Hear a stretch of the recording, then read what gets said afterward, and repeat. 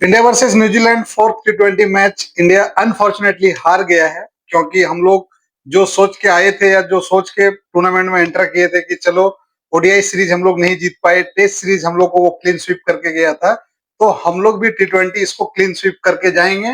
लेकिन अनफॉर्चुनेटली टी20 हम लोग क्लीन स्वीप नहीं कर पाए। 3 मैच हम लोग जीते थे, हालांकि 3-1 से अभी भी इंडिया आगे है। चौथा मैच, पांचवा मैच तो यू नेवर नो क्या होने वाला, नहीं होगा, किसी को पता नहीं है। तो इंडिया इस मैच में भी टॉस जीत के पहले बॉलिंग करने का फैसला किया और लास्ट 2 मैच जिस तरह से बॉलिंग करके जीता था, जिस हिसाब से गुंडागर्दी कर रहा था भाई इंडिया, मतलब मैच चाहे 206 रन रहे, चाहे 150 रन रहे, 15 ओवर में जीत रहा है, 10 ओवर में जीत रहा है, लेकिन हर टाइम आपके जैसा नहीं होता है। और एक दिन आपका जहां बुरा आया, सारा चीज कोलैप्स कर जाता है वहीं पे। तो इंडिया टॉस जीत के पहले बॉलिंग करने का फैसला किया और इंडिया सिर्फ एक चेंजेस के साथ उतरी थी, जो कि अर्शदीप सिंह है। ईशान किशन को रिप्लेस किया था उन्होंने। इंडिया ने एक बैटर्स को कम खिलाया। इसके बाद से भी इंडिया, मतलब बॉलिंग लाइनअप तो हमारा एकदम पूरा भद्दा हो गया। मतलब इतना मार मार के न्यूजीलैंड ने हलवा बना दिया यार। 215 रन, 7 विकेट, 20 ओवर में हम लोग उसको, मतलब जहां जहां हम लोग को एक्चुअली काउंटर करना चाहिए था, हम लोग अनफॉर्चुनेटली वो काउंटर नहीं कर पाए, जिसकी वजह से मतलब न्यूजीलैंड एक लंबा स्कोर बनाते हैं। 215 रन, फिर आपको चेस करना है और चेस करने के बाद आपका एक बैट्समैन ऑलरेडी कम खेल रहा है। ईशान किशन आपके स्क्वाड में नहीं है, उसको रिप्लेस करके आप बॉलर को लिए थे, लेकिन जिस हिसाब से उसको रिप्लेस किया था, अनफॉर्चुनेटली ऐसा नहीं हो पाया। क्योंकि जैसे अर्शदीप सिंह को लिया था, तो अर्शदीप सिंह भी उतना किफायती साबित नहीं हुआ ना। आप सोचिए ना, उसको भी 4 ओवर में 33 रन, 2 विकेट उन्होंने निकाला, लेकिन आपके जो उसको सपोर्टिंग बॉलर्स है, हर्षित राणा, जसप्रीत बुमराह, बिश्नोई, मतलब सबको ऑलमोस्ट मार पड़ा। हर्षित राणा को तो 4 ओवर में 54 रन पड़ गया, एक भी विकेट नहीं निकाल पाया। 13 का इकोनॉमी से उन्होंने बॉलिंग किया। इसके बाद से रवि बिश्नोई को भी आप देख लीजिए, 4 ओवर में 49 रन, 12 का इकोनॉमी। हाँ, टी20 है, ये सबको मालूम है कि ठीक है, अप्स एंड डाउन, कभी आपका टाइम होता है, कभी उसका टाइम होता है, लेकिन जिस दिन आपका टाइम नहीं होगा, उस दिन पूरा आपको मिला के जीरो कर देगा। क्योंकि ये एग्जाम्पल मैं आपको आगे भी दूंगा, अब सोचिएगा कि ये मैं क्यों बोल रहा हूँ। क्योंकि अभी 215 रन, उसका स्टार्ट अच्छा हुआ था, डेविन कॉनवे, हम लोग मतलब पावर प्ले में उसका विकेट ही नहीं गिरा पाए। इंडिया का एक स्ट्रेटेजी होता है क्या, चलो पावर प्ले में रन दे भी दिए तो कोई प्रॉब्लम नहीं, हम लोग उसका 1-2 विकेट गिरा लेंगे। लेकिन पावर प्ले में इंडिया ये काम नहीं कर पाया। 8 ओवर में जाके उसका पहला विकेट गिरा, जबकि 100 रन हो गया था 8.2 ओवर में, मतलब 9वां ओवर में, 9th ओवर में हम लोग उसका विकेट लिए, जबकि 100 रन हो गया। और कोई ऑपोजिशन का जब 100 रन हो गया, 8 ओवर तक कोई प्लेयर खेल गया, तो उसको क्या है ना, बैटिंग करने के लिए एडवांटेज मिल जाता है, क्योंकि उसको लगता है कि अभी तो हमारा पूरा बैटिंग लाइनअप रखा ही है।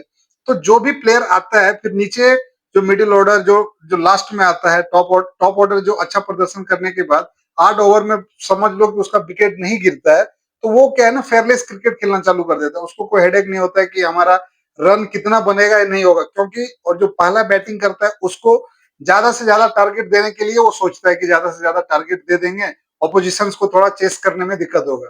और स्पेशली जब 8 ओवर तक विकेट ना गिरे, 100 रन भी बन जाए, बोर्ड पे 100 रन हो जाए, और इसके बाद से मतलब बैटिंग करने के लिए ना उतना डाउट नहीं होता है। कोई भी बैट्समैन आता है और सभी बैट्समैन अग्रेशन मोड में खेलता है। हालांकि 100 में उसका पहला विकेट गिरा था, 103 में दूसरा विकेट भी गिर गया, लेकिन बैटिंग जो रन जो आ रहा था, वो स्पीड से रन आता गया। Devon Conway 44 run, Tim Seifert 62 run, मतलब वही बोला ना, 100 रन तो इन्होंने ही पार्टनरशिप कर दिया। और पावर प्ले में हम लोग जो इसको काउंटर नहीं कर पाए, यही इंडिया के लिए थोड़ा माइनस पॉइंट था। सचिन रविंद्रा इस बार भी कुछ नहीं कर पाया। ग्लेन फिलिप्स 24 रन, मतलब जो ओडीआई का फॉर्म उन्होंने छोड़ा था, वो अभी भी यहाँ तक कैरी ऑन नहीं कर पा रहे। जैसे डैरेन मिचेल, ग्लेन फिलिप्स, सबको ये लग रहा था कि यार ओडीआई में जिस तरह से डैरेन मिचेल और ग्लेन फिलिप्स ने बॉलर को डोमिनेंस किया है, क्या टी20 में भी उस तरह से करेगा। लेकिन अभी तक तो न्यूजीलैंड, ग्लेन फिलिप्स और डैरेन मिचेल उस तरह से डोमिनेंस नहीं किया है जिस तरह से करना चाहिए था इंडिया में। मिचेल सेंटेनर वो भी 11 रन बना के, इसके बाद से 7 विकेट उसका गया, 215 रन आया।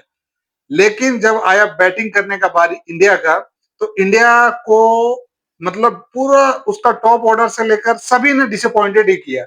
मतलब आप सोचिए, अभिषेक शर्मा पहला बॉल पे ही आउट हो जाता है। जो आपका इनफॉर्म बल्लेबाज है, वो पहला बॉल पे आउट हो जाना, सोचिए आपके इसमें क्या गुजरेगा, आपके दिल पे क्या गुजरेगा, जो कि 215 रन आपको चेस करना है।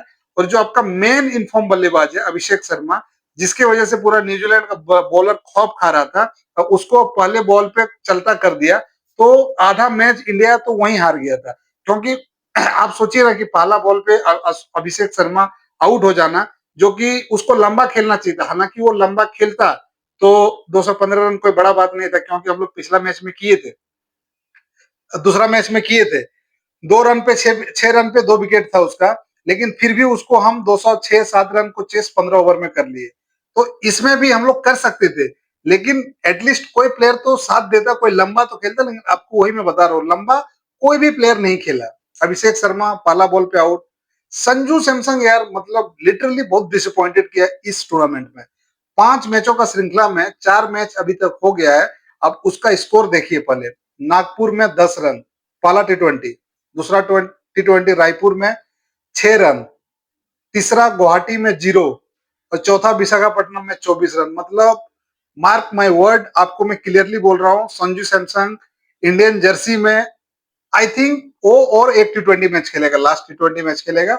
और उसको आप कभी भी टी20 या इंडिया के जर्सी में आप उसको नहीं देखेंगे, क्योंकि जिस तरह से डिसअपॉइंटेड उन्होंने किया है, मतलब मैनेजमेंट, कैप्टन, बतौर प्लेयर, वो जो खुद फील कर रहा है और जिस तरह से डिसअपॉइंटेड दिख रहा है, मतलब अब हमको नहीं लगता कि संजू सैमसंग और इंडिया के लिए खेल पाएगा, क्योंकि उसको एश्योरेंस दिया होगा कैप्टन ने, कोच ने, कि चलो आपको ये सीरीज तक हम देखते हैं, इसके बाद आपको आपका करियर डिसाइड होगा कि आपको आगे खेलना है या नहीं खेलना है।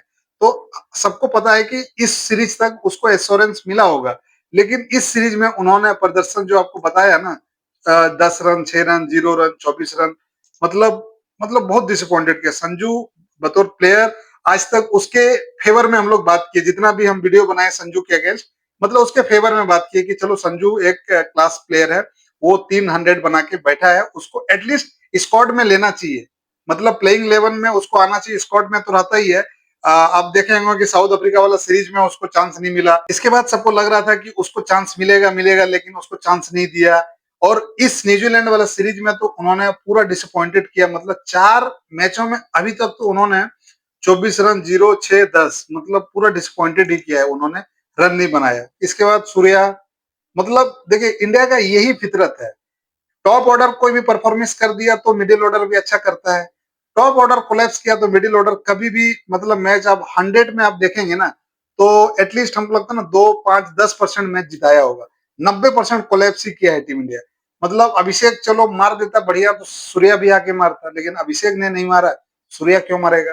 और सूर्या के लिए भी कहीं ना अभी मैं आपको बता देता हूँ, टी20 वर्ल्ड कप बतौर प्लेयर उसके लिए कैप्टन और सभी ने देख रहा है, लेकिन टी20 वर्ल्ड कप के बाद उसको, हमको नहीं लगता है कि उसको कंसिडर किया जाएगा बतौर प्लेयर और बतौर कैप्टन भी। उसका भी करियर ऑलमोस्ट डन होने वाला है टी20 के बाद, टी20 तक उसको जिम्मेदारी दिया है, तो उसको टी20 तक देखेगा। रिंकू सिंह, मतलब ठीक है 39 रन, उसको और थोड़ा लंबा खेलना चाहिए था, लेकिन नहीं, उन्होंने भी नहीं किया। हार्दिक पांड्या, वही मैं आपको बताया ना, टॉप ऑर्डर आपका प्रदर्शन करेगा तो मिडिल ऑर्डर करेगा, फिनिशिंग करेगा, लेकिन आपका टॉप ऑर्डर ही प्रदर्शन नहीं करता है कोई, तो आपको मिडिल ऑर्डर से आप एक्सपेक्ट नहीं कर सकते और फिनिशर से आप एक्सपेक्ट नहीं कर सकते। हार्दिक पांड्या कितना लंबा लंबा छक्का मार रहा था ये दूसरे तीसरे टी20 में, और इसमें तो पूरा कोलैप्स कर गया। एक प्लेयर जो था जो 15 बॉल में 50, मतलब शिवम दुबे 23 में 65, भाई ये अटैकिंग खेल रहा था, लेकिन अनफॉर्चुनेटली हर्षित राणा एक शॉट खेला, उसमें वो रन आउट हो गया। मतलब देखिए इंडिया का ना, मतलब आज के जो कल वाला मैच था, मतलब पूरा टाइम उसका खराब था। एक तो ऊपर से रन नहीं बना था, अब बन आया, इसके बाद से जो मिडिल ऑर्डर में एक रन बना भी रहा था तो वो रन आउट हो गया। और शिवम दुबे रहता तो कहीं ना कहीं मैच इंडिया निकाल लेता, इतना था जिस हिसाब से वो 23 गेंद में 65 रन मतलब बनाया, 282 के स्ट्राइक रेट से, 7 छक्का मारा, सोचो 3 चौका, और मतलब अच्छा बल्लेबाजी कर रहा था, लेकिन रन आउट हो गया अनफॉर्चुनेटली। और हर्षित ने भी कुछ नहीं कर पाया, रवि बिश्नोई 10, हरदीप सिंह 0, जसप्रीत बुमराह 4, कुलदीप यादव 1। तो कुल मिला के इंडिया इस मैच में कोलैप्स कर गया और न्यूजीलैंड ने हम लोग को 50 रन से हरा दिया, जबकि शिवम दुबे होता तो यू नेवर नो, मैच हम लोग जीत सकते थे और 4-0 से इंडिया आगे रहता, लेकिन अनफॉर्चुनेटली 3-0, 3-1 से आगे है। तो पांचवा मैच देखते हैं, सीरीज तो वैसे इंडिया जीती गई है, लेकिन टीम इंडिया को इसको क्लीन स्वीप करने के लिए देखना चाहिए था, लेकिन अभी तक तो फिलहाल ऐसा हुआ नहीं है।